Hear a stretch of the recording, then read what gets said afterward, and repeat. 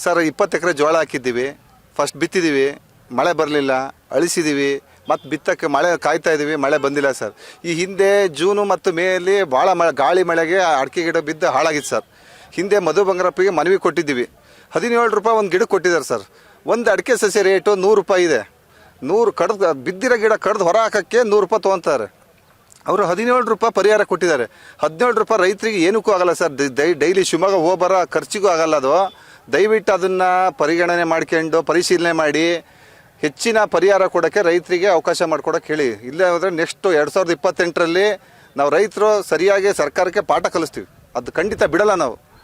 ರೈತರ ಮೇಲೆ ಹೊಟ್ಟೆ ಮೇಲೆ ಹೊಡಿತಾ ಇದ್ದೀರಿ. ರೈತರು ಬದುಕ ತುಂಬ ಕಷ್ಟ ಇದೆ. ಕುಡಿಯೋಕ್ಕೆ ನೀರಿಲ್ಲ, ಜಾನುವಾರುಗಳು ಸಾಯ್ತಾ ಇದ್ದಾವೆ. ಮುಂದೆ ಒಂದು ದಿವಸ ಇದನ್ನು ಅನುಭವಿಸ್ತೀರಿ.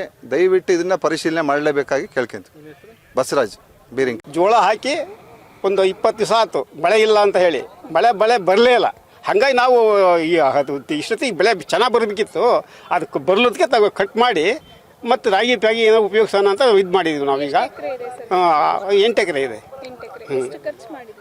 ಎಕರೆಗೆ 10,000 ಖರ್ಚು ಬರುತ್ತೆ ಫಸ್ಟ್ ಸ್ಟಾರ್ಟಿಂಗು. ಅದು ಮತ್ತು ಲಾಸ್ಟ್ ತನಕ ಅಲ್ಲ. ಫಸ್ಟ್ ಸ್ಟಾರ್ಟಿಂಗ್ ಎಕರೆಗೆ 10,000 ಹಾಲಿ ಖರ್ಚು ಬರುತ್ತೆ. ಎಕರೆ ಟ್ಯಾಕ್ಟ್ರಿ, ಬೀಜ, ಗೊಬ್ಬರ ಎಲ್ಲ ಸೇರಿಬಿಟ್ಟು ಜೋಳ ಒಂದೇ ಒಂದು ಚೋಟ್ ಬಂದುತ್ತೆ ಅಷ್ಟೇ.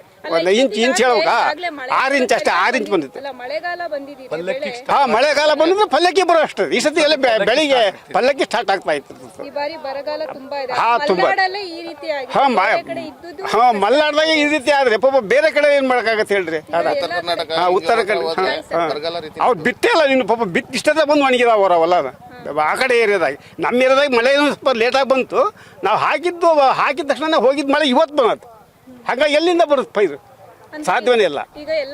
ಅದಕ್ಕೆ ರಾಜ್ಯ ಸರ್ಕಾರ ನಾವು ಏನು ಕಳ್ಕೊಂತೀವಿ, ನಮಗೆ ಮತ್ತೆ ಪರಿಹಾರ ಮತ್ತು ಬಂದು ಜಾತಿಗಿರೋದವರು.